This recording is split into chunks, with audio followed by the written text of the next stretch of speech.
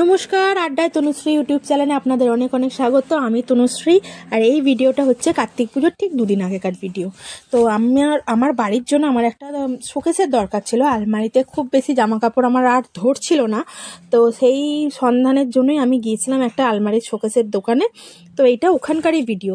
তো আমি অনেক দেখলাম যে কোনটা ভালো হয়, কোনটা ভালো লাগবে, কীরকমটা হলে ভালো হয়। তো অনেক দেখে শুনে আমার একটা শোকেস পছন্দ হয়েছিল, যেটা আমার ঘরের জায়গার সাথেও খাপ খেয়ে যেত, যতটুকু আমার বাড়িতে জায়গা আছে। হ্যাঁ, তো দেখে শুনে আমার এইটি একটু ভালো লেগেছিল, যে এইটা একটু ঠিকঠাক আছে, সাইজটাও ঠিকঠাক, খুব বেশি বড় নয়, খুব বেশি ছোটও নয়, আর আমি যেমনটা চাইছিলাম। তো দেখে শুনে নিয়ে এটাকে আমি ফাইনাল করলাম যে এটাই আমি নেব। তো এখন এখানে প্যাকিং চলছে। আকাশটা খুব ভালো ছিল না বলে ওনারা ভালো করে একটু চাপাচুপি দিয়ে প্যাকিং করে দিচ্ছিলেন। তারপরে একটা ছোট আলমারিও পছন্দ হয়েছিল, তো সেটাও নেওয়া হয়েছিল। পরবর্তীকালে আমি এই আলমারিটা বাড়িতে আর রাখিনি, এটা আমার এক বন্ধুর কাছে শিফট করে দিয়েছিলাম। তো তারপরে এটা হচ্ছে রাত্রিরের ভিডিও। সেদিনই রাত্রিতে চলে গিয়েছিলাম রাধাকৃষ্ণের মন্দিরে বাতি জ্বালতে, আর আমার সাথে নদীও গিয়েছিল। তো নদীকে নিয়ে চলে গিয়েছিলাম বাতি দিতে, বাতি দান করতে। কার্তিক মাসে বাতি দান করা খুব ভালো। আরও অনেক কিছু ব্যাপার আছে, আমি ঠিকঠাক গুছিয়ে বলতে পারবো না বলে পুরোটা বললাম না, কারণ মতবিরোধ রয়ে যাবে এটা নিয়ে আবার। তাই যতটুকু জানি, আমার যতটুকু ভালো লাগে ততটুকু দিয়েই বললাম, যেটা কার্তিক মাসে বাতি দান করা ভালো। তো সেটার জন্যই আমি গিয়েছিলাম। এটা একটা গঙ্গার ধারেই একটা মন্দির, খুব সুন্দর মন্দিরটি, ছোটোখাটো। তো এখানে গেছিলাম, এই যে নদী দাঁড়িয়ে দাঁড়িয়ে দেখছে। আমি তখন ভিডিও বানাচ্ছিলাম, তখন অলরেডি আমার সমস্ত জায়গায় বাতি দেওয়া হয়ে গিয়েছিল।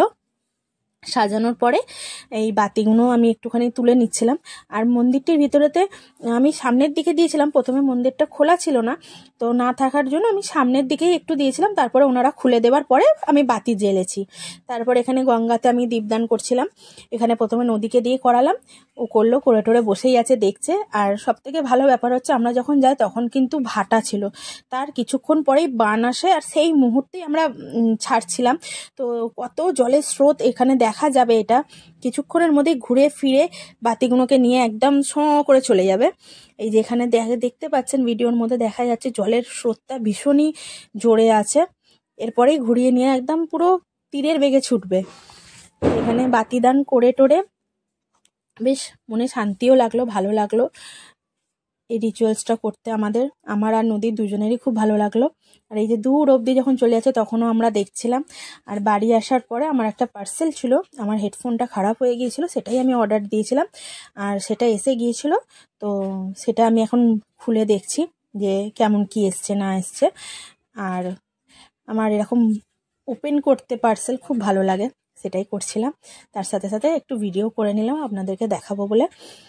এটাই নিয়েছিলাম আমি, হচ্ছে উটের না, OnePlus-এর, সরি, ওইটা OnePlus-এর ছিল।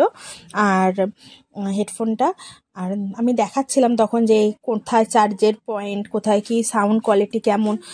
খুবই ভালো সাউন্ড কোয়ালিটি, খুবই সুন্দর লেগেছে আমার। আমি এর আগেও একটা OnePlus ব্যবহার করেছি, আর খারাপ হয়ে যাবার পরে এটা দ্বিতীয়।